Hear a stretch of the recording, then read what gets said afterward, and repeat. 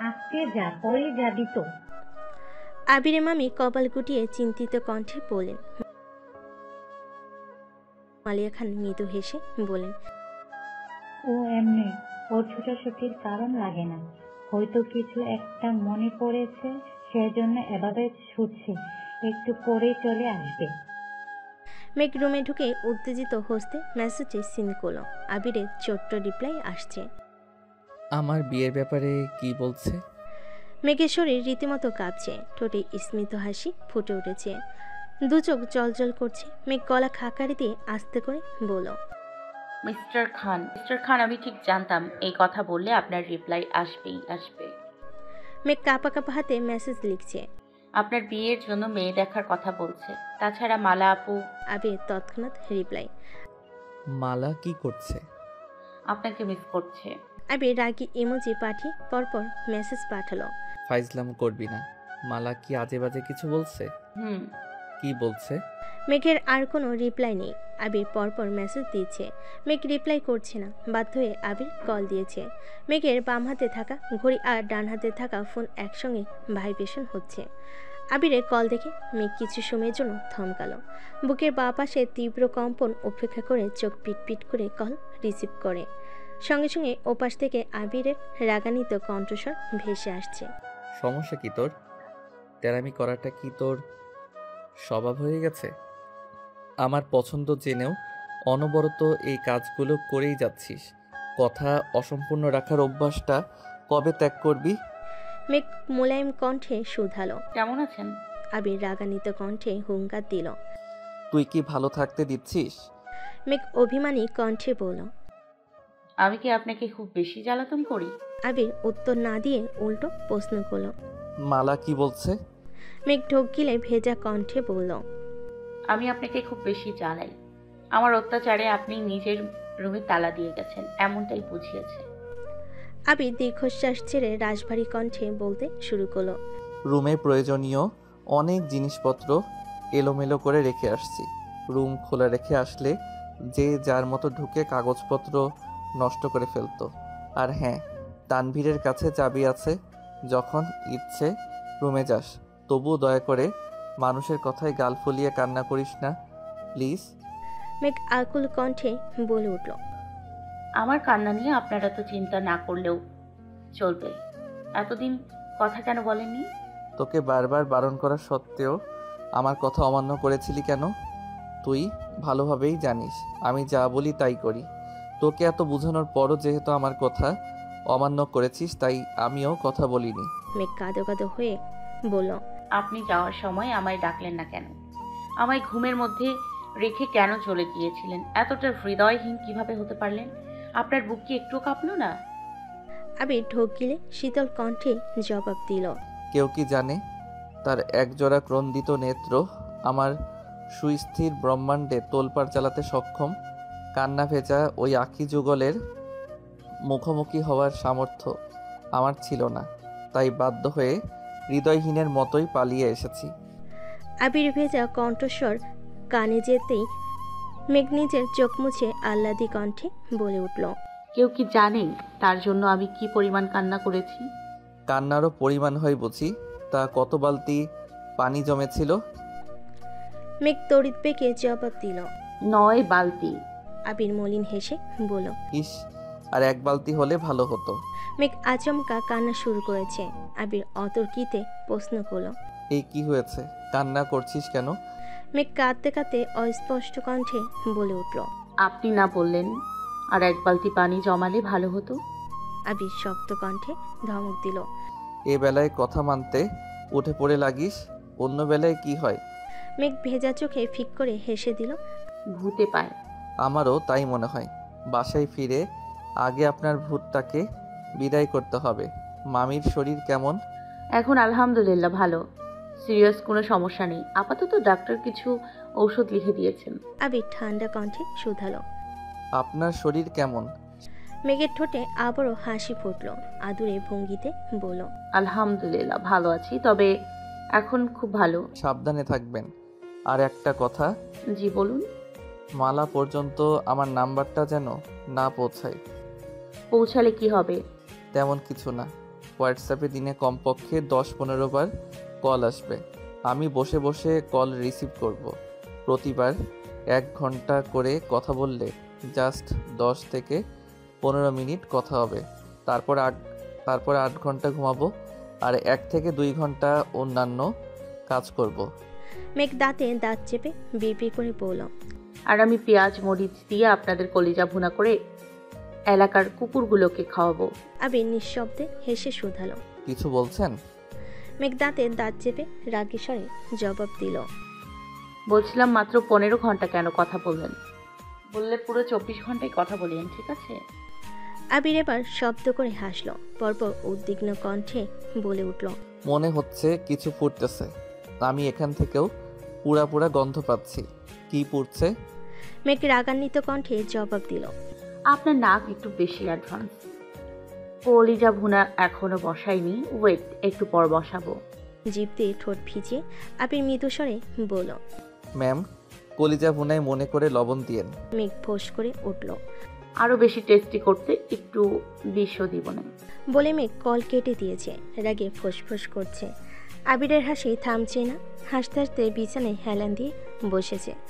আজ off day বলে আবিরের কাজের তেমন চাপ নেই। নিজেকে নিয়ন্ত্রণ করে খানিক বাদে আবারও মেঘকে কল দিয়েছে। কল বাজতে বাজতে শেষ পর্যায়ে মেঘ কল রিসিভ করলো। সঙ্গে সঙ্গে আবির মোলায়েম কণ্ঠে ডাকলো। ম্যাম। মেঘ নিশ্চুপ। আবির আদুরে কণ্ঠে আবারও ডাকলো। ম্যাম। আবিরের কণ্ঠে আদুরে ডাক শুনে মেঘের বুকের ভেতর ধুকপুকানি বেড়ে গেছে। মন খারাপ, রাগ, অভিমান, খারাপ লাগা মুহূর্তে সব উধাও। অনুভূতিদের পাশ কাটিয়ে মেঘ কাট গলায় প্রশ্ন করল, কিছু বলবেন? বলুন। বলছিলাম রান্নার টেস্ট বাড়াতে বিষটা ব্যবহার না করলে হয় না? বিষ ব্যবহার করলে কি হবে? না মানে কেউ লবণ চেক করতে গেলে তো সারে সর্বনাশ হয়ে যাবে। মেঘের আগে ফুঁসতে বলল, আপনি এসব বলতে আবারও কল দিয়েছেন, রাখছি আমি। আবির তড়িৎ বেগে ডাকলো। শুনো। আবিরের মুখে তুমি সম্বোধন শোনা মাত্রই মেঘের দুচোখ প্রশস্ত হয়ে গেছে। মুহূর্তে শ্বাস থেমে গেছে। হতভম্ব মেঘের মস্তিষ্কে অনুভূতিদের তোলপাড় চলছে। চোখের পাতে জল করছে আবিরের হাস্যোজ্জ্বল আদলখানা। দূর কাঁপছে বুক, চোখে মুখে রাগের রেশমাত্র নেই।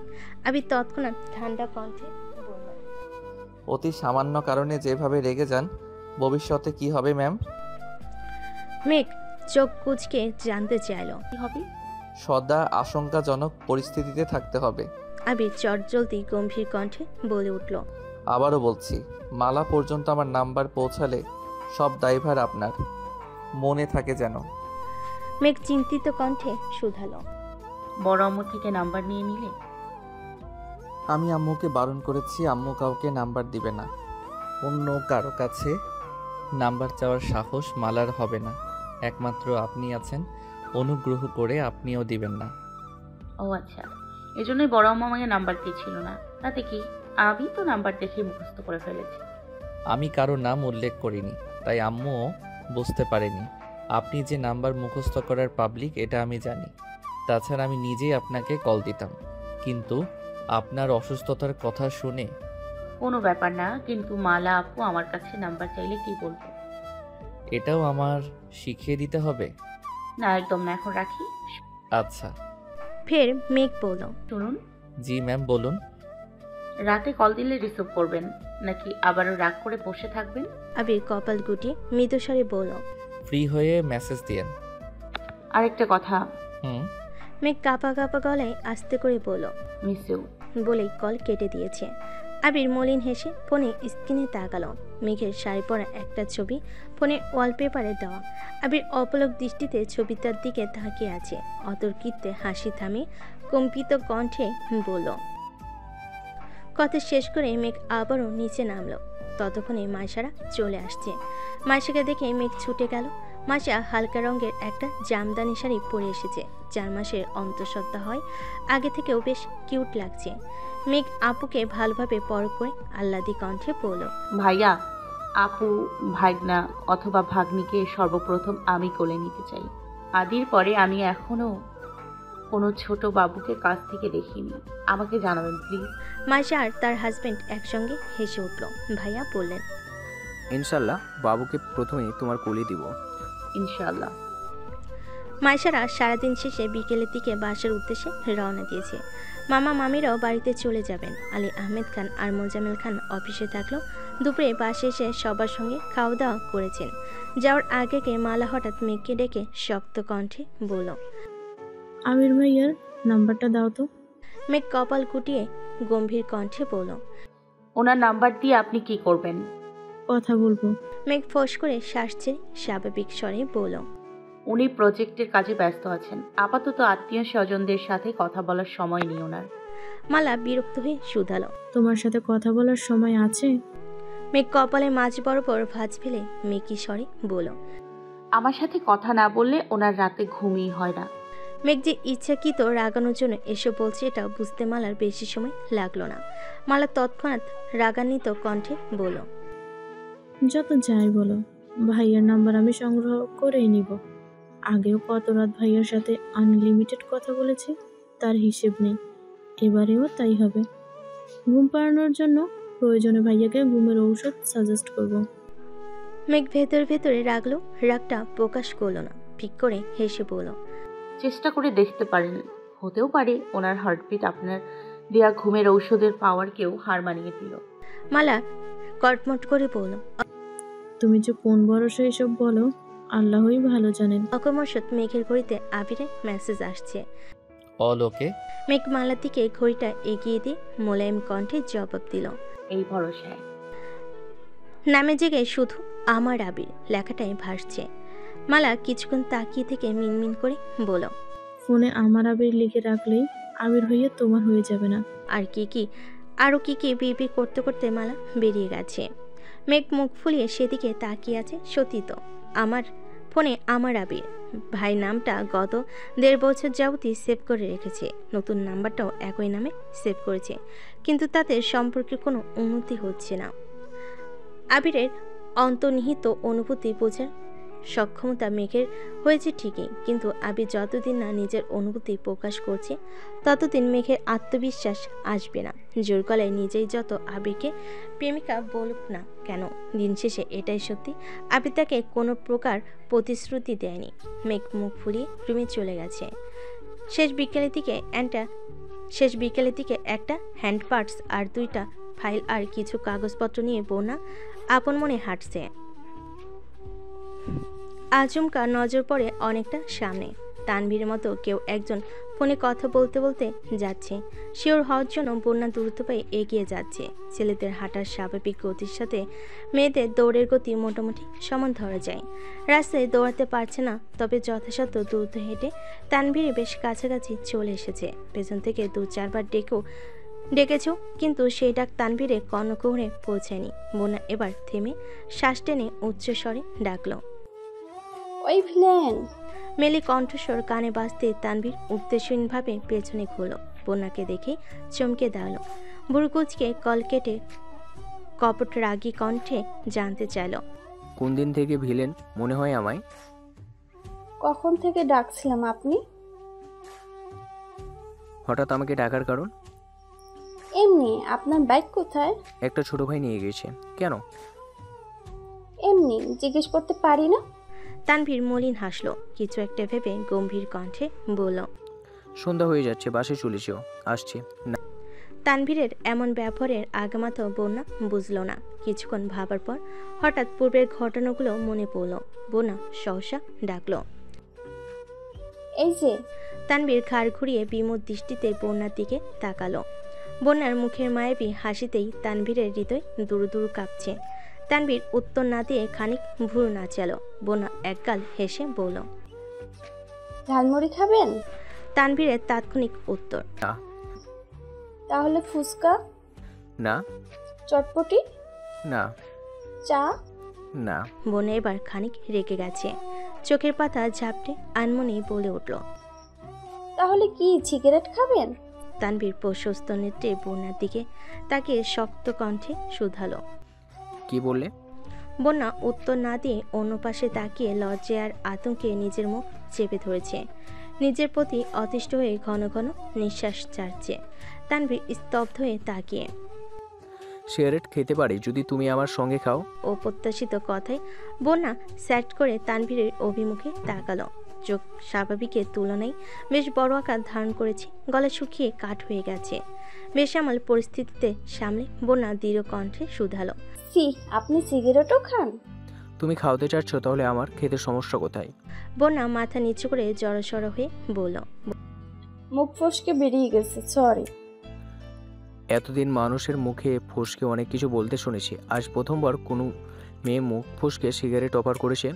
বিষয়টা বেশ ইন্টারেস্টিং। চলো, সামনে থেকে দুটো সিগারেট নিচ্ছি। বন্যা আতঙ্কিত কণ্ঠে চেঁচিয়ে উঠল। না, আমি যাব না। বন্যার চেঁচানোর শব্দে তানভীর আটকে উঠে বুকে হাত রেখে আশপাশ তাকিয়ে ঠান্ডা কণ্ঠে বলল। যেভাবে চিৎকার করছো, মানুষ তো অন্য কিছু ভাববে। বন্যা আস্তে করে বলল। যার যা খুশি ভাবুক, আমি সিগারেট খাবো না। তানভীর সশব্দে হেসে উঠল। ঠিক আছে, এবারের মতো ছেড়ে দিলাম। এরপর মুখ ফুসকে সিগারেটের কথা বললে সত্যি সত্যি টেস্ট করাবো। এগুলো ঠিক না, আপনি এসব করতে পারেন না। বারে ডাক বা ভিলেন আর কিছু বললেই ন্যায় অন্যায় জ্ঞান দিবা, তা তো মানবো না। বন্যা বিরক্ত হয়ে বলল। দেখুন, আমি আপনাকে ট্রিট দিচ্ছি, যেটা খেয়েছিলাম। আপনি ইচ্ছাকৃতভাবে আমাকে সাথে এমন ব্যবহার করছেন। তানভীর সূক্ষ্ম নেত্রে তাকে দৃঢ় কণ্ঠে শুধালো। আমি আবার কি করলাম? যাই অফার করছি শুধু নাই পড়ে যাচ্ছেন। আমার সাথে চলাচলে যার অস্বস্তি বোধ হয়, আমাকে যার অসহ্য লাগে, আমি কি তার থেকে দূরত্ব বজায় রেখে চলার চেষ্টা করি? বন্যা উদ্বিগ্ন কণ্ঠে শুধালো। আমি কি একবারও বলেছি আপনাকে অসহ্য লাগে? নাকি বলেছি আপনি আমার অস্বস্তির কারণ? তানভীর স্থির দৃষ্টিতে কিছুক্ষণ তাকে অকমরসাৎ হেসে বলল। চলো। কোথায়? বাহ, ট্রিট না দিবা বললা, এখন এটা বলো না যে মুড নেই বা সময় নেই। বন্যা ঠিক এই কথাটাই বলতে চেয়েছিল। মুখের উপর কথাটা গিলে শান্ত স্বরে বলল। কি খাবেন? ঝালমুড়ি, ফুচকা, চটপটি, এনিথিং। বন্যা ভুরু কুটিয়ে কিছুক্ষণ তাকিয়ে রইল। মনে মনে তানভীরকে অল্প স্বল্প বকেও নিল। মেঘ আর তার ভাইয়ের স্বভাবে বিশেষ কোনো পার্থক্য নেই, দুজনে বেশ অভিমানী। মেঘ মেয়ে বলে অভিমানটা একটু বেশি প্রকাশ পায়। ঝালমুড়ি হাতে দুজনে পাশাপাশি দুটা চেয়ারে বসা। এক প্লেট ফুচকার একটা চটপটি অর্ডার দিয়েছে। তানভীর ঠান্ডা কণ্ঠে শুধালো। হঠাৎ আমাকে ট্রিট দেওয়ার কারণ কি? বন্যা ঢোকিলে আস্তে করে বলল। সেদিন আপনাকে চা খেতে বলিনি বলে আপনার বোন আমার কতগুলো কথা শুনিয়েছে, তাই আজ। তানভীর ভুরু কুটিয়ে ধীর কণ্ঠে জানতে চাইল। বোনও তোমার সাথে কথা শুনিয়েছে? কি বলেছে? তানভীর নিজের দৃষ্টিতে তাকিয়ে আছে। তানভীরের দৃষ্টি দেখে বন্যা থতমত খেয়ে হাসার চেষ্টা করল। হাসি মুখে বলল। তেমন কিছু না, আসলে সেদিন আমার তরফ থেকে সবাইকে চায়ের ট্রিট ছিল, তাই স্বাভাবিকভাবেই আমার আপনাকে চা অফার করা উচিত ছিল, তাই আমি সেটা করিনি। তাছাড়া বিল দেওয়ার বিষয়টা নিয়ে মেঘ একটু রেগে গেছিল। বোনের কথায় কিছু মনে করো না প্লিজ। বন্যা ঠোঁট উল্টিয়ে বিদ্রুপের ভঙ্গিতে বলে উঠল। ওহ আচ্ছা, ঠিক আছে, কিছু মনে করলাম না। ওকে। কি সমস্যা? এভাবে কথা বলছো কেন? এমনি। তানভীর সূক্ষ্ম নেত্রে তাকিয়ে শোধালো। এমনি বলাটা কি তোমার স্বভাব? বন্যা উপনিস মাথা নাড়ল। তানভীর তখনই বন্যার বড় অপর কল আসছে। বন্যা স্বাভাবিকভাবে কল রিসিভ করে কথা বলছে। ইতিমধ্যে ফুচকার চটপটি দিয়ে গেছে। বন্যা কথা শেষ করে চটজলদি 2-3টা শিট বের করে তানভীরের হাতে দিয়ে বলল। এগুলো মেঘকে দিয়ে দিয়েন, কাল ভার্সিটি বন্ধ, পরশু একটা ক্লাস টেস্ট আছে, পড়ে নিতে বলবেন। তানভীর গাল ফুলে নির্বোধের মতো বন্যাকে খানিক দেখে গম্ভীর কণ্ঠে বলে উঠল। এত সমাদের রহস্য তবে এই ছিল? স্বার্থপর মেয়ে কোথাকার। বন্যা ফুচকা খেতে খেতে আর চোখে তানভীরের দিকে তাকিয়ে বলতে শুরু করলো। একদম স্বার্থপর বলবেন না, নিজের বোনকে তো ঠিকই যত্নে রাখেন, প্রয়োজনে ছাড়া বাসা থেকে বেরই হতে দেন না। 2 থেকে 3টে সিটের জন্য এতটা রাস্তা পেরিয়ে আমাকেই আপনাদের বাসায় যেতে হতো, আর নয়তো পিডিএফ দিতে হতো, সেই পিডিএফ আবার আপনাকেই প্রিন্ট আউট করে আনতে হতো। যেহেতু আপনাকে পেয়েছি তাই আপনাকে দিয়ে দেওয়াটাই বেস্ট অপশন ছিল। আমি চাইলেই রাস্তা ডেকে 2টা সিট আপনাকে ধরিয়ে দিয়ে চলে যেতে পারতাম। যদি সেই কাজটা করতাম তবে স্বার্থপর বলতে পারতাম। আমি আপনাকে ডেট অফার করলাম, 40 মিনিট সময়ও দিলাম, অতঃপর সেই সিটগুলো দিচ্ছি। তার থেকে বড় কথা, সিটগুলো আপনার বোনের প্রয়োজন। তাহলে আমি স্বার্থপর কিভাবে হলাম? যেভাবে চুক্তি দেখে ঝগড়া করছো, আমার মনে হচ্ছে তোমার উদ্ভিদ বিজ্ঞান সাবজেক্ট না নিয়ে দর্শন সাবজেক্ট অনার্স করা উচিত ছিল। বোনা ভুরু কুচকে প্রশ্ন করলো। আমি ঝগড়া করছি? তানভীর ঠোঁট চেপে হেসে বলল। এটাকে অবশ্য ঝগড়া বলে না, তবে তর্কের বিবাদ বলা হয়। বোনা সেসবে পাত্তা না দিয়ে ফুচকা খাচ্ছে। তানভীর টুকটাক ফুচকা খেতে পারলেও আজ চটপটি নিয়েছে, কারণ 1 প্লেট ফুচকা একা শেষ করা তানভীরের পক্ষে সম্ভব না। মেঘেদের সাথে বের হলে মেঘ, মিম আর আদি থেকে অল্প কয়টা খায়। আজ আগেভাগে চটপটিটা বেছে নিয়েছে। বোনা ফুচকা শেষ করে উঠতে উঠতে বলল। আপুদের জন্য একটা পার্সেল নিয়ে বিলটা দিয়ে আসছি, আপনি বসুন। তানভীর তৎক্ষণাৎ বলে উঠল। বিলটা আমি দিই। বোনা রাগি রাগি মুখ করে তাকাতেই তানভীর ঠোক গিলে শান্ত কণ্ঠে বলল। ঠিক আছে, আমি আসছি, বিলটা তুমি দিয়ে আসো। বোনা মুচকি হেসে চলে গেছে। বিল দিয়ে এসে তানভীর হাতের শিটগুলো আবারও দেখে নিল। পার্টসার শিটগুলো হাতে নিয়ে শীতল কণ্ঠে বলল। সরি, সময়ের অভাবে চা খাওয়াতে পারছি না, অন্য কোনো দিন খাওয়াবো ইনশাল্লাহ। তানভীর মুচকি হেসে বলল। চা কিন্তু তোমার হাতে বানানো হতে হবে। দেখা যাক, আসছি। আমি এগিয়ে দিয়ে আসি।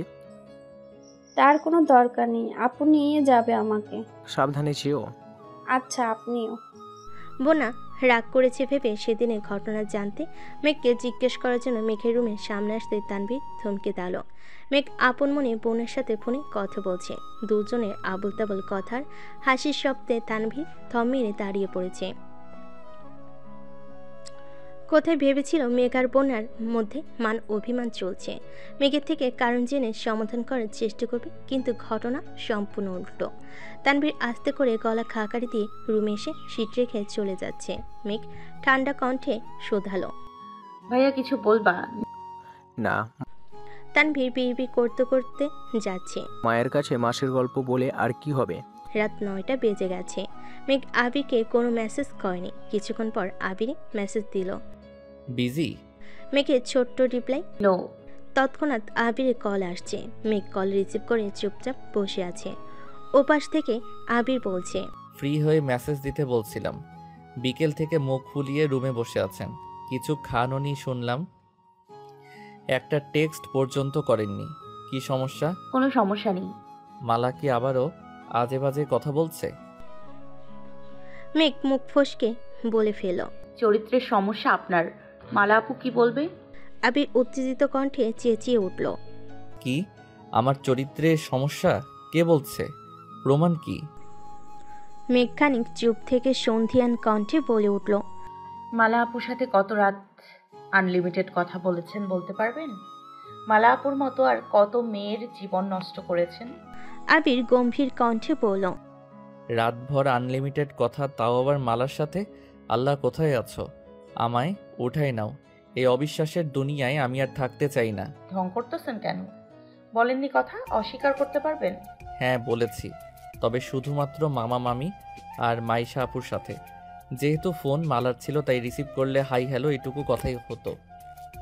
এমনকি এই মালার যন্ত্রণায় রাতের বেলা ফোন বন্ধ করে ঘুমাইতাম। বিশ্বাস না হলে বাসার সবাইকে জিজ্ঞেস করতে পারেন। এক পর্যায়ে বাধ্য হয়ে নতুন ফোনও নিয়েছিলাম, এটা শুধুমাত্র তানভীর জানতো। আপনি কি বলতে চাচ্ছেন? আপনি নিষ্পাপ, দুধে দোয়া তুলসী পাতা? আবির মৃদু স্বরে বলল। একদমই না, আমি নচ্ছার, বদমাস, ধৃষ্ট, লুচ্চা অথবা লম্পট, তবে সেটা শুধুমাত্র একজনের জন্য। সে ব্যতীত পৃথিবীর কেউ আমার দিকে আঙ্গুল তুলে বলতে পারবে না আমি তার দিকে কুনজর দিয়েছি কিংবা তার সাথে বেহুদা কার্যকলাপ করেছি। কে সে? কেন বলবো? কোনো এক বৃষ্টি স্নাত রাতে কেউ একজন আমাকে বলেছিল, আপনি যা বলবেন, যে অবস্থাতেই বলবেন, আমি সাথে সাথে বিশ্বাস করে ফেলবো। তার বিশ্বাস এতটাই ঠুনকো যে কেউ কিছু বললেই তার বিশ্বাসের ঘরের বাতি নিভে যায়। তাকে আমি আমার মনের কথা কিভাবে বলবো সে বরং তার মনের ঘরে অবিশ্বাসী পুষতে থাকুক। মেঘ আশাহত কণ্ঠে বলল, আচ্ছা সরি। আজ সরি বলছেন, 2 দিন পর ভুলে যাবেন। দেখা গেল আজ থেকে 3 মাস পর কেউ একজন এসে বলল সে 2 মাসের প্রেগনেন্ট আর তার বাচ্চার বাবা আবির। আপনিও নাচতে নাচতে সে কথা বিশ্বাস করে ফেলবেন, অথচ আবির 4 মাস যাবৎ দেশের বাহিরে। আমি এতটাও নির্বোধ নয়। তা ঠিক কতটুকু চতুর আপনি? আপনাকে রাগানোর জন্য কেউ ইচ্ছেকৃত আজে বাজে কথা বলছে আর আপনি সব কিছু বুঝতে পেরেও রাগ করে বসে আছেন। বাহ, একটা সময় পর্যন্ত মালা আমাকে খুব জ্বালিয়েছে, এটা আমি অস্বীকার করছি না, কিন্তু গত 6 মাসের উপরে মালার সাথে আমার কোনো যোগাযোগই হয়নি। এখন বিশ্বাস করা না করা আপনার উপর। বললাম তো সরি। ঠিক আছে, এখন খেতে যান। আপনি খেয়েছেন? না, খাবো। আচ্ছা, আল্লাহ হাফেজ। আল্লাহ হাফেজ। দিন কাটছে দ্রুত গতিতে, প্রত্যেকেই নিজেদের নিয়ে ব্যস্ত। আবির না থাকায় অফিসের কাজের চাপ আলী আহমেদ খানকে একা সামলাতে হচ্ছে। মোজাম্মেল খানকে ঢাকা আর রাজশাহীতে দৌড়াদৌড়ি করতে হচ্ছে। তানভীর নিজেও প্রচুর ব্যস্ত হয়ে গেছে, পুরোদমে পরীক্ষার প্রিপারেশন নিচ্ছে, সাথে আবিরের অফিসের কিছু কাজকর্ম সামলাতে হচ্ছে। তবে মেঘ একদম রিল্যাক্সে আছে। সকালবেলা আবিরের কলে ঘুম ভাঙ্গে তার। টুকটাক কথা বলে উঠে ফ্রেশ হয়ে নামাজ পড়তে বসে। সারাদিন ভার্সিটি ঘোরাঘুরির ফাঁকেও আবিরকে মেসেজের পর মেসেজ করে। আবিরও যথাসম্ভব মেঘের মেসেজের রিপ্লাই দেওয়ার চেষ্টা করে। সারাক্ষণ মেসেজে আর অডিও কলে কথা বলেও কেউ কাউকে ভিডিও কল দেয় না। সন্ধ্যায় বাসার সবার সাথে ভিডিও কলে কথা বললেও মেঘের সাথে তেমন কথা হয় না। মেসেজে করা দুষ্টামির জন্য মেঘ লজ্জায় ভিডিও কলে আবিরের দিকে তাকাতে পায় না। অন্যদিকে আবির কথা বলতে গেলেই তুই, তুমি আর আপনি মিক্সড করে ফেলে। আশেপাশে মা, কাকিয়া, মিম আদি থাকে। মাঝে মাঝে আলী আহমেদ খানও থাকেন। সবার সামনে এভাবে কথা আটকে যাওয়া মেঘের লাজুক চেহারা দেখে নিজেকে সংযত রাখতে না পারা। সব কিছুর জন্য ভিডিও কলে মেঘের সঙ্গে কথা বলতেই চায় না। মাসখানেক কেটে গেছে। তানভীরের ফাইনাল ইয়ারের পরীক্ষা চলছে। আজও পরীক্ষা আছে, তাই সময় মতো পরীক্ষা দিতে গেছে। মিমরা কেউ বাসায় নেই। সারাদিন একা একা কিছুই ভালো লাগছে না মেঘের। আবিরের সঙ্গে দুপুরে কথা হয়েছে, একটু পর মিটিং আছে বলে ঠিকমতো কথাও বলতে পারেনি। মেঘ ফোন হাতে নিয়ে নিচে যাচ্ছিল। তানভীরের রুম পর্যন্ত এসে হঠাৎই থেমে গেছে। রুমের দরজাটা খোলা। মেঘ দরজার দিকে উকি দিতেই দেখল রুম এলোমেলো হয়ে আছে। সচরাচর মেঘ তানভীরের রুমে যাই না, রুম গোছানো তো প্রশ্নই আসে না। রুমের বেহাল অবস্থা দেখে নিজেরই ইচ্ছে হলো রুমটা গুছিয়ে দেওয়ার। টেবিল আর বিছানায় বই খাতার ছড়াছড়ি। গতকালের ধোয়া শার্টগুলো এমনি পড়ে আছে। মেঘ গুনগুন করে গান গাইতেছে আর একটা একটা করে শার্ট ইস্ত্রি করছে। প্রায় ঘন্টা 2 সময় নিয়ে সব কিছু গুছিয়ে শার্টগুলো অড্রপে রাখতে গিয়ে দেখল অড্রপের অবস্থা আরও খারাপ। শার্ট, প্যান্ট আর টি শার্ট যাচ্ছে তাই অবস্থায় ফেলে রেখেছে। এ পর্যায়ে এসে মেঘের রাগ উঠে গেছে। একটা মানুষ এতটা অযত্নশীল হয় কেমন করে? মেঘ রাগে গজগজ করতে করতে অড্রপ গোছাচ্ছে। আচমকা একটা ক্যাটালগ দেখে মেঘ থমকে গেল। মেয়েদের ড্রেসের ক্যাটালগ হাতে নিয়ে ভালোভাবে দেখতেই দু চোখ প্রসারিত হয়ে গেছে। মেঘ সঙ্গে সঙ্গে নিজের ফোন বের করে ছবি খুঁজতে লাগলো, কিন্তু এত তো ছবির ভিড়ে কাঙ্ক্ষিত ছবি খুঁজে পেল না। তাই ক্যাটালগটা একপাশে রেখে দ্রুত জামাকাপড় গোছাতে শুরু করলো। কোনো রকমে সব কিছু গুছিয়ে ক্যাটালগ আর ফোন নিয়ে নিচের রুমে ছুটল। ফ্রেশ হয়ে 15 মিনিটের মধ্যে রেডি হয়ে বাসা থেকে বেরিয়ে গেছে। হালিমা খান ঘুমাচ্ছিলেন, তাই মালিয়া খানকেই আপাতত বেরিয়েছে রিক্সা নিয়ে সরাসরি বন্যাদের বাসায় আসছে। বন্যাদের বাসায়ও তেমন কেউ নেই। আপু আর আঙ্কেল অফিসে। বন্যার ভাইও খেলতে বেরিয়েছে। অনেকক্ষণ দরজায় ডাকার পর বন্যার আম্মু এসে দরজা খুলে দিয়েছে। মেঘ সালাম দিয়ে ভালো মন্দ জিজ্ঞেস করি বন্যার রুমের দিকে ছুটল। বন্যা বেঘুরে ঘুমাচ্ছে। পরপর 2 বার ডাকতেই বন্যার ঘুম ভেঙেছে। মেঘকে দেখে বন্যা এক লাফে শোয়া থেকে উঠে বসেছে। কথা নেই, বার্তা নেই, হুট করে বাসায় চলে আসছে। এটা যেন অবিশ্বাস্য ঘটনা। বন্যা থতমত খেয়ে জিজ্ঞেস করলো, তুই হঠাৎ আমাদের বাসায়? তোকে দেখতে মন চাচ্ছিল তাই আসছি। সকালেই না দেখা হলো? তাতে কি হয়েছে? আসতে পারি না? এখন কি চলে যাব? এই না না, আমি এমনিই বললাম। কল দিয়ে জানালিও না, হুট করে আসছিস তার জন্য। তোর ভাই জানে? না, ভাইয়া পরীক্ষা দিতে গেছে। আচ্ছা শোন, তোর ঈদের ড্রেসটা একটু বের করতো। ঈদের ড্রেসটা একটু বের করতো, যেটা গিফট পাইছিলি। কেন? দেখবো একটু। ওই ড্রেস দেখতে বাসায় আসছিস? বললি ছবি পাঠিয়ে দিতাম। তুই বড্ড বেশি কথা বলিস। চুপচাপ ড্রেস বের করে দে। বন্যা উঠে ওয়ার্ড্রপ থেকে ড্রেস বের করে মেঘের হাতে দিয়ে ওয়াশরুমে চলে গেছে। মেঘ প্যাকেট থেকে ড্রেসটা বের করতে করতে বনে এসে শান্ত কণ্ঠে শুধালো। কি হয়েছে বলবি? মেঘ কপট রাগী স্বরে বলল, আমার জন্য সেমাইয়ের বরফি নিয়ে আয়। আছে কি না কি জানি। না থাকলে বানিয়ে নিয়ে আসবি, যা এখন। ও মেঘের এমন আচরণের মানে বুঝল না বন্যা। তবুও মেঘের কথা মতো বরফি আনতে নিচে চলে গেল। গতকাল বিকেলে আপু আর বন্যা মিলে সেমাইয়ের বরফি বানিয়েছিল। সকালে সেখান থেকেই কয়েকটা মেঘের জন্য নিয়েছিল, কিন্তু মিষ্টি আর মিনহাজ দেখে ফেলায় মেঘের ভাগ থেকে ওদেরকেও ভাগ দিতে হয়েছিল। এদিকে মেঘ ড্রেসটা বিছানার উপর ছড়িয়ে রেখে ব্যাগ থেকে সেই ক্যাটালগটা বের করে ভালোভাবে পরখ করতে লাগলো। ক্যাটালগ আর ড্রেসের কালার ব্যতীত বিন্দুমাত্র পার্থক্য নেই। মেঘের ঠোঁট জুড়ে মুচকি হাসি, দীর্ঘ নিঃশ্বাস ছেড়ে স্পষ্ট স্বরে বলে উঠল, আচ্ছা, বড়লোক বাপের ছেলেটা তবে আমার একমাত্র ভাই তানভীর খান ছিল। আমার চোখ ফাঁকি দিয়ে আমার বেস্ট ফ্রেন্ডকে গিফট পাঠানো। দাঁড়াও, দেখাচ্ছি। মেঘ ক্যাটালগ ব্যাগে রেখে ড্রেসটা ভাঁজ করছে আর একাই বিড়বিড় করছে। এই মধ্যে বন্যা বরফি আর পিঠা নিয়ে আসছে। বন্যাকে দেখে মেঘ চুপ হয়ে গেছে। বন্যা ড্রেস ওয়ার্ড্রপে রাখতে রাখতে বলল, কি হয়েছে আজ? উত্তর না দিয়ে মেঘ প্রশ্ন করল, এই ড্রেসের মালিকের সন্ধান পেয়েছিলি? না, সন্ধান পেলে তোকে অবশ্যই জানাতাম। মেঘ খাচ্ছে আর আনমনে হাবি জাবি ভাবছে। বন্যা একাই কথা বলছে, কিন্তু সেসব কথা মেঘের মস্তিষ্কে ঢুকছে না। বন্যার আম্মু ডাকছে শুনে বন্যা আবারও নিচে গেল। মেঘের মস্তিষ্কে দ্বিধাদ্বন্দ্বের আনাগোনা চলছে। এই ড্রেস তানভি পাঠিয়েছে, এটা 100% শিওর। বন্যার প্রতি কেয়ার দেখে মেঘের আগেও সন্দেহ হয়েছিল, তবে আজ মোটামুটি নিশ্চিত হয়ে গেছে। কিন্তু বন্যার মনে কি চলছে এখনও বোঝা যাচ্ছে না। এর মধ্যে আবির কল দিয়েছে। মেঘ কল রিসিভ করে উত্তেজিত কণ্ঠে বলল, আসসালামু আলাইকুম। ওয়ালাইকুম আসসালাম। কি ব্যাপার? কোথায় আপনি? বন্যাদের বাসায় আসছি। কেন? গুরুত্বপূর্ণ কাজ ছিল। কি কাজ বলা যাবে?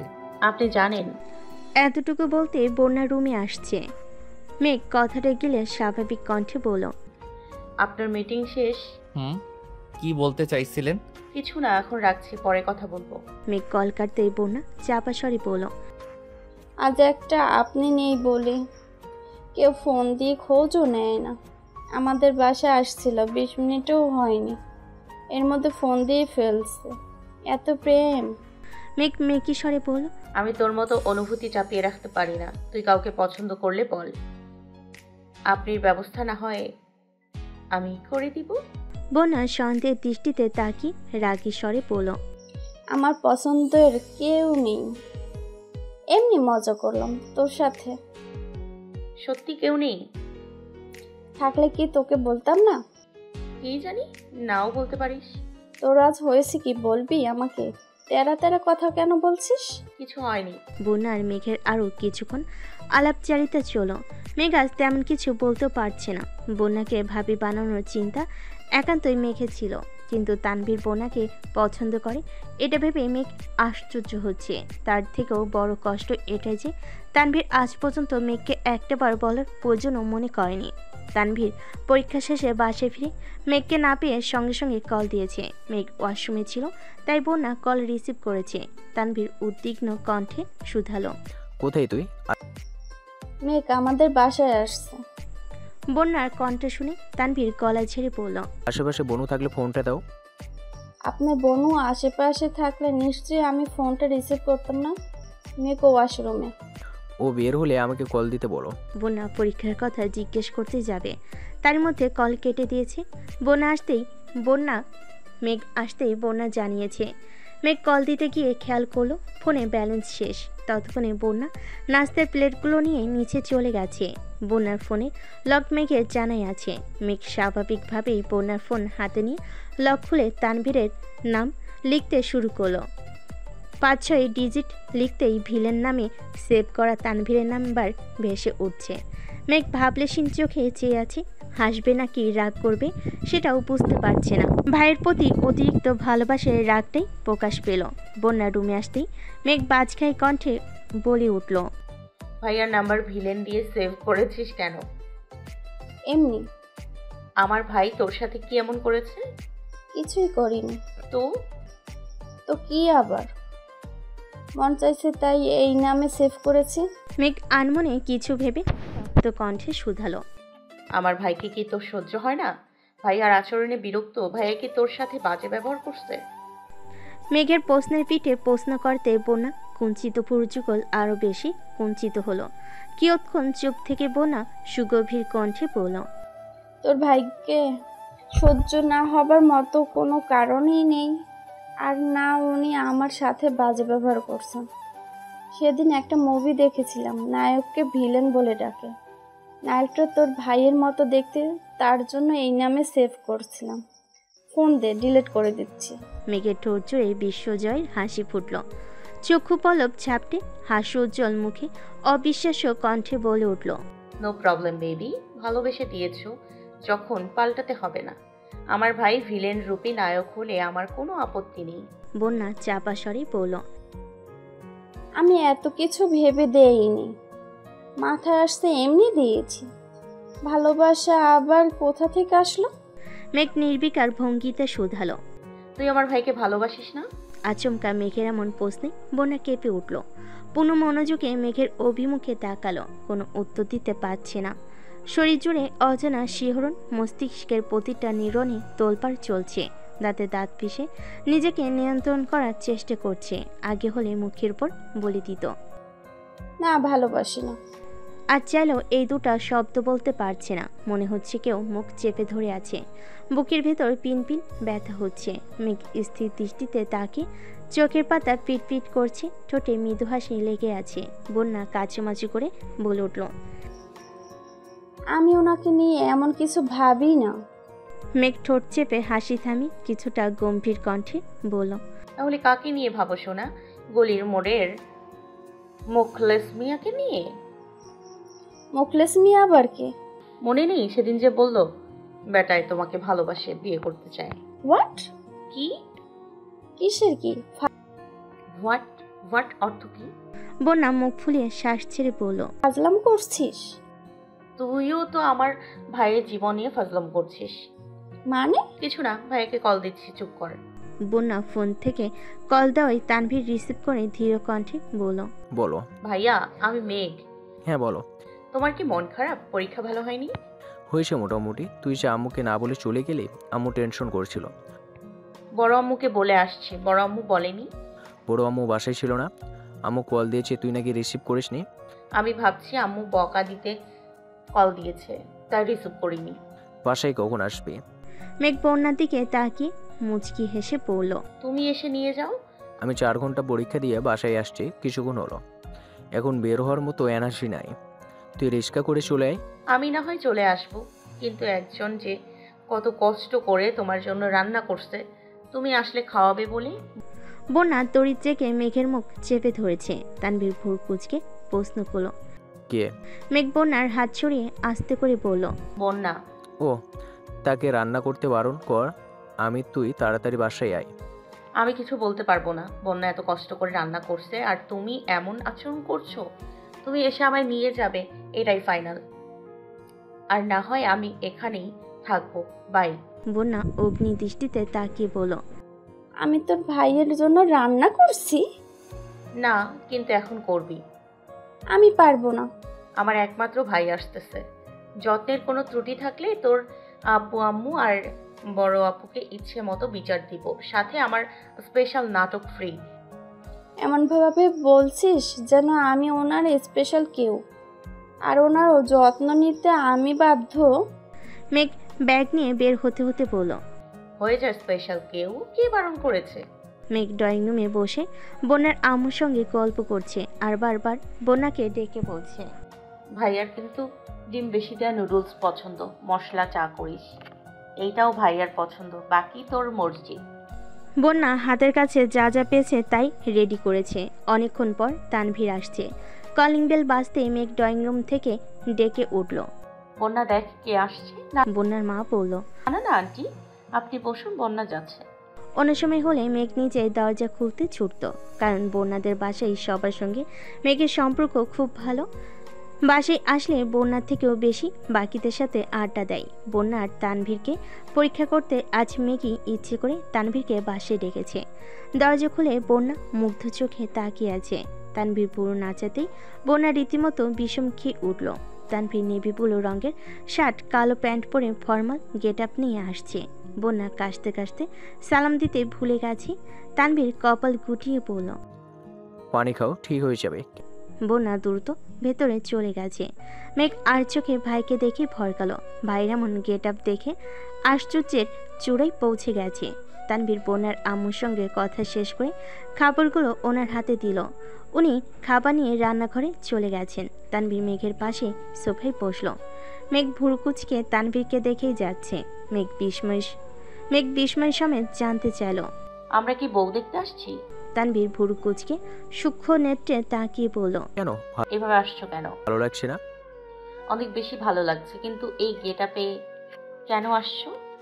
ধোয়া শার্টগুলো সব ইস্ত্রি করে রেখেছিস, তাই ভাবলাম ফর্মাল গেট আপে আসলে তোর ভালো লাগবে। মেঘ সন্দেহের দৃষ্টিতে তাকিয়ে মেকি স্বরে বলল, আমার ভালো লাগবে তাই, অন্য কোনো কারণ নাই। কি কারণ থাকবে? এরই মধ্যে বন্যা 2 কাপ চা নিয়ে আসছে। মেঘ একটা কাপ হাতে নিতে নিতে ঝটপট বলল, ভাইয়া চিনি কম খায়, তোকে বলতে মনে নেই। বন্যা মৃদু হেসে বলল। চিনি কমই দিয়েছি।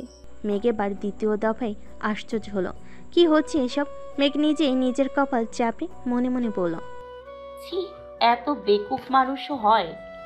আবির ভাই ঠিকই বলে, আমি আসলেই নির্বোধ। আমি তাদের মেলানোর জন্য ঝড় তুফানের সঙ্গে যুদ্ধ করছি, এদিকে তারা অলরেডি মনে মনে দুজনের প্রেমে হাবুডুবু খাচ্ছে। বাহ, অসাধারণ। তানভীর চা খাচ্ছে। বন্যা রান্নাঘরের দরজা থেকে নিপুণ দৃষ্টিতে তানভীরকে দেখছে। ফর্মাল ড্রেসে সব ছেলেদেরই অন্যরকম সুন্দর লাগে। বন্যা না চাইতেও বারবার তানভীরের প্রতি দৃষ্টি আটকাচ্ছে। বুকের ভেতর হৃৎপিণ্ডটা প্রচণ্ড বেগে ওঠানামা করছে। কানের লতি গরম হয়ে গেছে। মেঘ চা শেষ করে কাপ রাখতে গিয়ে বন্যার দিকে নজর পড়ল। মেঘ মনে মনে বিড়বিড় করল, আর একবার বলিস শুধু আমার ভাইকে ভালোবাসিস না, এমন মাইর দিব কাঁদতে কাঁদতে বলবি I love you Tanvir. Tanvir তাকাতেই বন্যার সঙ্গে চোখাচোখি হলো। বন্যা থতমত খেয়ে চোখ নামিয়ে সরে গেছে। তানভীর আর চোখে চেয়ে আছে। ঠোঁটের কোণে মৃদু হাসি ফুটল। মেঘ সারাবেলা বন্যার তানভীরের কর্মকাণ্ড দেখলো আর একাই বিড়বিড় করলো। খাওয়া দাওয়া শেষে আন্টি থেকে বিদায় নিয়ে মেঘ আর তানভীর বেরিয়ে পড়েছে। বন্যা পেছন পেছন যাচ্ছে। তানভীর কিছুটা সামনে গিয়ে হঠাৎ থমকে দাঁড়ালো। পেছন ফিরে সরাসরি বন্যার দিকে নীরের দৃষ্টিতে তাকিয়ে প্রশ্ন করলো, তখন আমার দিকে এভাবে তাকিয়েছিলে কেন? কই তাকাইনি তো। বন্যার গলার স্বর কাঁপছে। চোখ মুখ দেখে বোঝা যাচ্ছে যে মিথ্যা বলছে। বন্যা চোখ নামিয়ে নিয়েছে। তানভীর জানতে চাইল, আমি কি দেখতে এতই খারাপ? তাকাতেও ইচ্ছা হয় না? গমগমে পুরুষালী স্বর কানে বাজতেই বন্যা উৎকণ্ঠিত কণ্ঠে বলল, কে বলছে আপনি দেখতে খারাপ? মাশাআল্লাহ, অনেক সুন্দর লাগছে আপনাকে, কারো নজর না লাগে। কথাটা বলেই বন্যা নিজের মুখ চেপে ধরেছে। বাতাসে উঠতে থাকা বন্যার চুলগুলো চোখ মুখ ঢেকে দিচ্ছে। তানভীর হৃদয়ে অদ্ভুত অনুভূতি কাজ করছে। বন্যার চোখ বন্ধ। মুখ থেকে চুল সরাতে তানভীর হাত বাড়ল। পেছন থেকে মেঘের ডাকে তানভীরের ঘোর কাটল। তানভীর হাত নামিয়ে আস্তে করে বলল, নিজের হাতে চা করে খাওয়ানোর জন্য অনেক ধন্যবাদ, আসছে। মেঘের সামনে আসতে মেঘ ভুরু নাচিয়ে শুধালো, বাসায় যাওয়ার ইচ্ছে নেই? চল। অন্য সময় হলে তানভীর 2টা কথা শোনাতো বা একটু রাগ হলো দেখাতো। আজ কোনো রিয়াকশন নেই দেখে মেঘ হাঁ করে তাকিয়ে আছে। গাড়িতে বসেও এক দৃষ্টিতে তানভীরকে পরখ করছে।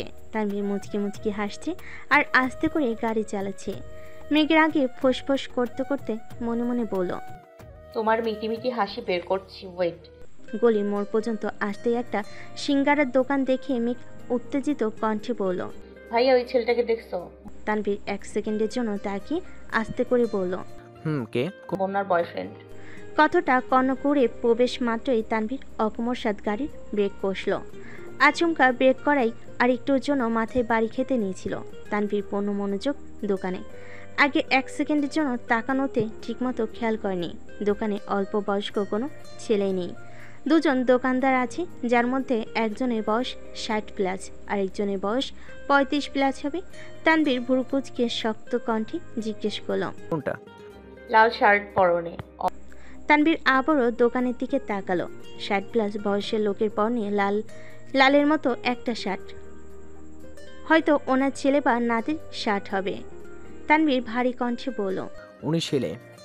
আর বন্যার বয়ফ্রেন্ড?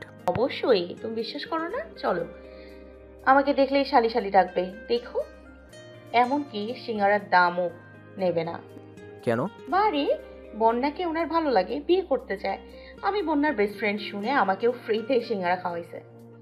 ওনার নাম মখলেস মিয়া, বয়স 67। ওনার 2 বউ আর 6 ছেলে মেয়ে আছে। তানভীর মেঘের দিকে আশ্চর্য নয়নে তাকিয়ে শুধালো, এত কিছু তুই কিভাবে জানলে? জানি, বেস্টু আমার। আমি জানবো না তো কে জানবে? এখন চলো, বিয়ের ঘটকালিটা করে আসি। ভাইয়া যদি এসব কর্মকাণ্ডের কথা জানতে পারে তাহলে তোর খবরই আছে।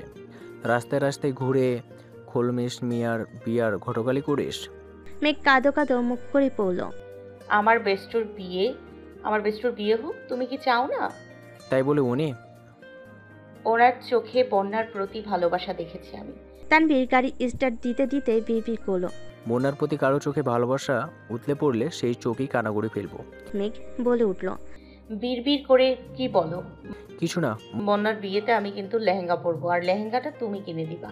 তানভীর গাল ফুলিয়ে শ্বাস ছেড়ে তপ্ত স্বরে বলল, মুখটা বন্ধ রাখ, নয়তো রাস্তায় ফেলে চলে যাবো। মেঘ ঠোঁট বাঁকিয়ে হাসছে আর মনে মনে বলছে, লাগছে, একদম কলিজায় লাগছে। তানভীর পুরো রাস্তা গাল ফুলিয়ে রেখেছে। মেঘ তানভীরকে জ্বালানোর জন্য বন্যাকে কল দিল। বন্যা কল রিসিভ করতে মেঘ বলল, দুলাভাইয়ের মনটা বোধহয় খারাপ, তুই একটু দেখা করে যাস। তানভীর আবারও ব্রেক কষল। অগ্নি দৃষ্টিতে মেঘের দিকে তাকিয়ে আছে। মেঘ আর চোখে তানভীরের ভাব দেখে অন্যদিকে মুখ ঘুরিয়ে নিয়েছে। বন্যা হুঙ্কার দিয়ে উঠল, দুলোভাই কে আবার? মখলেস দুলাভাইয়ের কথা বলছি।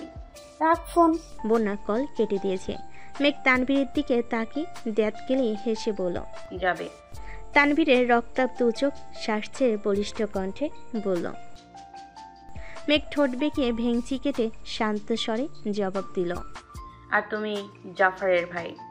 তানভীর নিজের রাগ নিয়ন্ত্রণ করে আবারও গাড়ি চালানোতে মনোযোগ দিল। 2 মিনিট পর মেঘ তানভীরকে শুনিয়ে শুনিয়ে গান গাচ্ছে।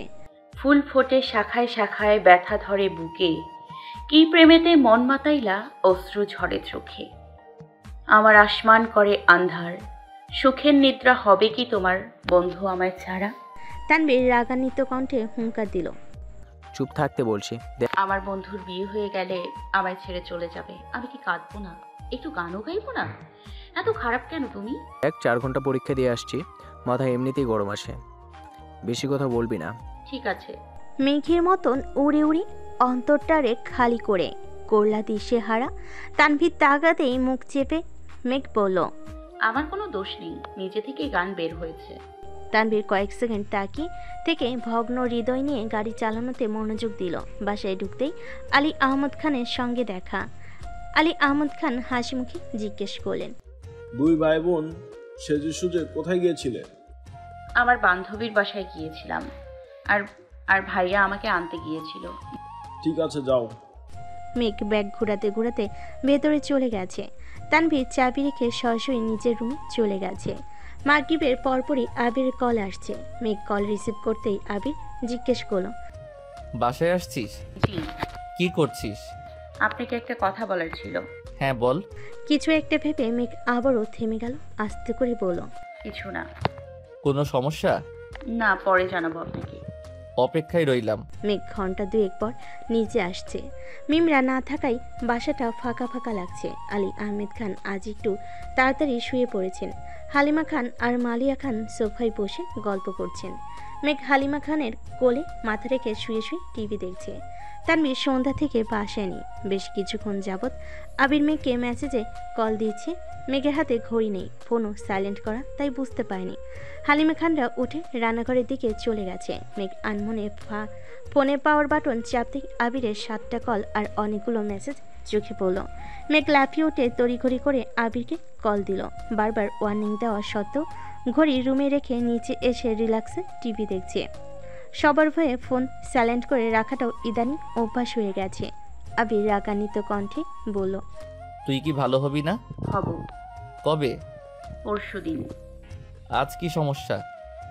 মেঘ মলিন হেসে বলল, ভালো হলে একবারে হতে হবে না, তাই একদিন রেস্ট নিয়ে তারপর ভালো হবে। দিন দিন তুই বড্ড ফাজিল হয়ে যাচ্ছিস।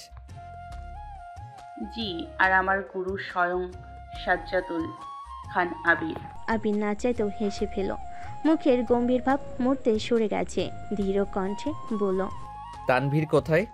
জানি না। সমস্যা কোনো? আমি কি জানি কার মনে কি চলে সেটা দেখার দায়িত্ব কি আমার? না, কিন্তু তোর নামে বিচার দিল কেন? মেঘ এ পর্যায়ে আটকে উঠল। মনে মনে প্রচুর ভয় পাচ্ছে। যদি সত্যি সত্যি মোখলেস মিয়ার কথা বলে দেয় তখন কি হবে? মোখলেস মিয়া সম্পর্কে বন্যার দাদা হয়। রক্তের সম্পর্ক না থাকলেও বন্যার আব্বুর সাথে মোটামুটি ভালো সম্পর্ক আছে। কিছুদিন আগে মেঘ এমনিতেই বন্যাদের বাসায় গিয়েছিল। তখন মোখলেস মিয়া ওদের ডেকে সিঙ্গারা আর পেঁয়াজু খাইয়েছিল।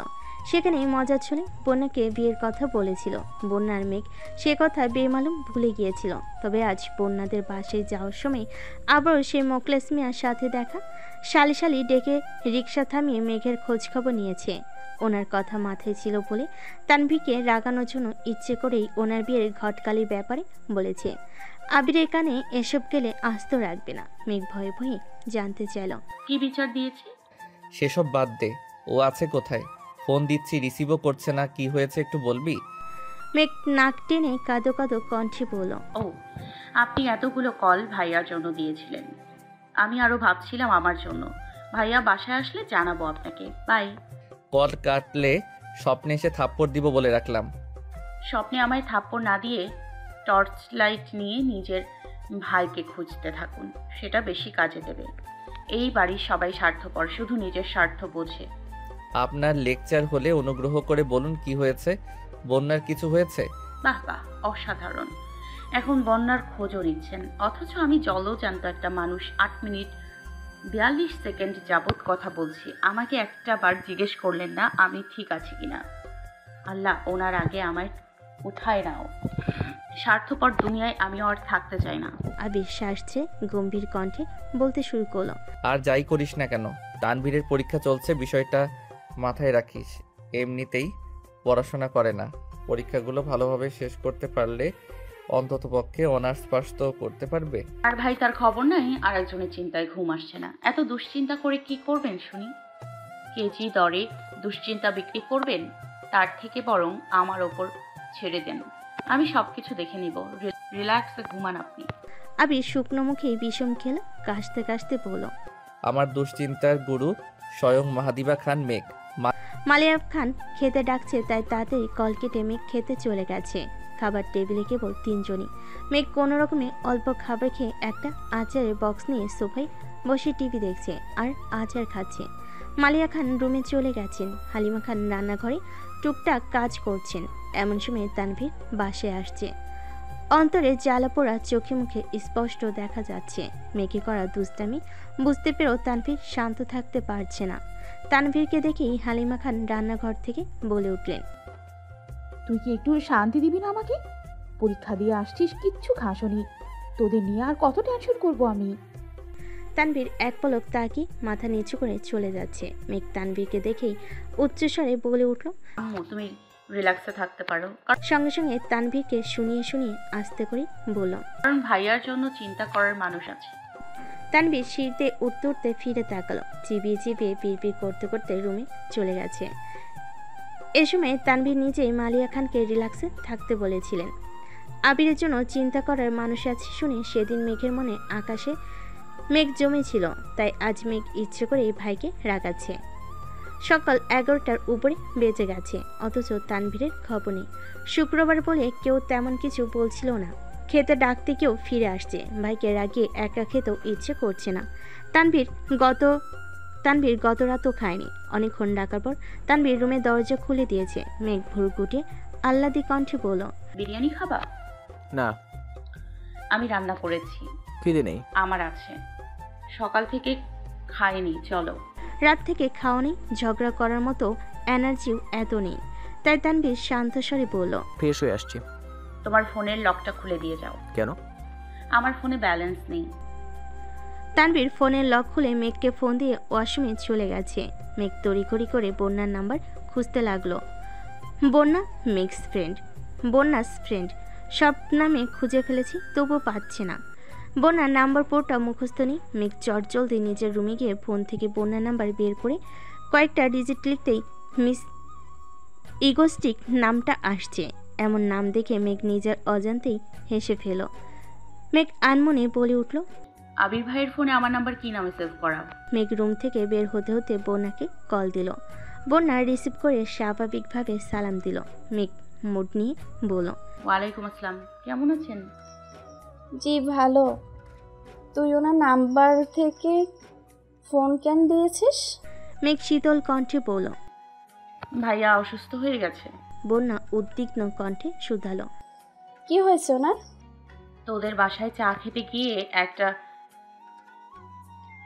এক গ্রামের পিঁপড়া খেয়ে ফেলছিল। পিঁপড়াটা যেতে যেতে গলায় একটা কামড়ও দিয়েছে। আমি বারবার বলেছি বেশি করে পানি খেতে, কিন্তু ভাইয়া পানি না খেয়ে অপলক দৃষ্টিতে কোন দিকে তাকিয়ে হা করে বসেছিল, যাতে পিঁপড়াটা হেঁটে হেঁটে বেরিয়ে আসে। কিন্তু এত ফাজিল পিঁপড়া বের তো হলোই না, উল্টো ভাইয়ার হৃদয়ে গিয়ে ঢুকে পড়েছে। গতকাল বিকেল থেকে হৃদয়ে অনবরত কামড়াচ্ছে। আমার ভাইয়ের কোমল হৃদয়টাকে কামড়ে ছিদ্র করে ফেলতেছে। দেশে বন্যা হোক বা না হোক, আমার ভাইয়ের হৃদয়ে বন্যা নিশ্চিত। কি আবুল তাবুল কথা বলছিস? এটা আবার কেমন রোগ? আবল তাবল না রে ভাইয়া, রাতে মাথা ঘুরে বিছানায় পড়ে গেছিল। 12 ঘন্টা বেহুশ ছিল, ঘুমেছিল। মাত্র হুশ আসছে, সজাগ হয়েছে। এগুলো রোগ লক্ষণ?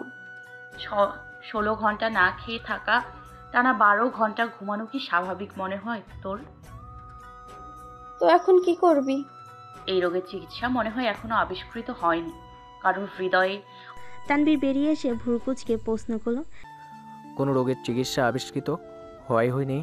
মেঘ তাড়াতাড়ি কল কেটে দিয়েছে। তানভীর এক দৃষ্টিকে মেঘকে দেখছে। মেঘ ঠোঁট ভিজিয়ে ঘন ঘন পল্লব ঝাপড়ে বলতে শুরু করলো, ওইসব বাদ দাও, ভাবছি বন্যার বিয়েটা ভেঙে দিব। কিসের বিয়ে? মখলেস মিয়ার কথা বললাম না তোমায়? সারা রাত ভেবে দেখলাম ওনার কাছে বিয়ে দেওয়া ঠিক হবে না। হঠাৎ মাথার সুবুদ্ধি উদয় হলো কেমন করে? দেখো, মখলেস মিয়ার চোখে ভালোবাসা থাকলেও হৃদয়ে একটু জায়গা নেই। 2 বউ, 6 ছেলে মেয়ে, 10-12 জন নাতি নাতনির ভিড়ে আমার বেবিটাকে খুঁজেও পাওয়া যাবে না। এজন্য ভাবলাম আরো কিছুদিন সময় নিয়ে ভালোভাবে পরীক্ষা করে একজনের সঙ্গে বিয়ে দিব। তুমি কি বলো? আমিও তাই বলি। ওর বোনের বিয়ে হোক, তারপর না হয় ভেবে দেখবো। মেঘ আর চোখেছে আহ্লাদি কণ্ঠে বলল, বন্যার বিয়ের ঘটকালি করতে তুমি কিন্তু আমায় সাহায্য করবা, ঠিক আছে? মেঘের কথা শুনে তানভীর কেসে উঠল। ঘুরে ফিরে মেঘ সেই একই কাহিনীতে আটকাচ্ছে। তানভীর মুখ ফুলিয়ে উত্তর দিল, আমার সময় নেই। ঠিক আছে, প্রয়োজন নেই। লেহেঙ্গা কিন্তু তোমার কিনে দিতে হবে, এটা মনে রাখো। আর সেই লেহেঙ্গা কিনবো না, বন্যার আর আমার লেহেঙ্গার ডিজাইন সেম হতে হবে। আচ্ছা, এখন চলো খেতে যাই। চল। আলো আধারে কাটছে দিন। কেবল 1 সপ্তাহের মধ্যে মেঘের পরীক্ষা শেষ। তানভীর যে বন্যাকে ভালোবাসে এটা তানভীরের আচরণ আর কথাতেই স্পষ্ট বোঝা যায়। কিন্তু বন্যা এখনো দ্বিধা দ্বন্দ্বে আছে। তানভীরের প্রতি হৃদয়ে উদিত উষ্ণ অনুভূতিকে পুরোপুরি স্বীকারও করতে পারছে না, আবার মন থেকে বাদও দিতে পারছে না। তবুও হাল ছাড়ছে না। আবিরে বেঁধে দেওয়ার সময়ের 50 দিন কেটে গেছে। আগামীকাল 10 অক্টোবর আবিরের জন্মদিন। মেঘ সন্ধ্যার পর থেকে কথা বলার জন্য রেডি হয়ে বসে আছে। আবিরের নিষেধাজ্ঞার কথা মাথায় রেখে তেমন কোনো আয়োজন করেনি। প্রতিদিনের মতো আজও রাত 10:30 নাগাদ আবিরের কল আসছে। সব কাজ শেষ করে শুয়ে মেঘের সঙ্গে কিছুক্ষণ কথা বলে ঘুমানোটা আবিরের বাজে স্বভাব হয়ে গেছে। অন্যদিন কিছুক্ষণ কথা বলে মেঘ কল কেটে দেয়, তবে আজ তার ব্যতিক্রম। 2 মিনিট কথা বলে দুজনেই 5 মিনিট নীরবতা পালন করে কিন্তু কেউ কল কাটে না। মেঘের মন খারাপ হবে ভেবে আবির হাজার ব্যস্ত থাকলেও সচরাচর মেঘের কল কাটে না, এমনকি মুখ ফুটেও বলে না যে ব্যস্ত আছি। আজও তেমনটাই ঘটেছে। বাংলাদেশের সঙ্গে সময়ের পার্থক্য মোটামুটি 2 ঘন্টা হওয়ায় এখানে 11:45 বাজায়, সেখানে স্বাভাবিকভাবে রাত 1:45 বেজে গেছে। মেঘ আপন মনে গল্প করছে আর আবির মনোযোগী শ্রোতার মতো মেঘের সব কথা শুনছে। প্রয়োজনে নিজেও অল্প স্বল্প উত্তর দিচ্ছে। রাত ঠিক 12টা বাজতে মেঘ মোলায়েম কণ্ঠে বলতে শুরু করলো,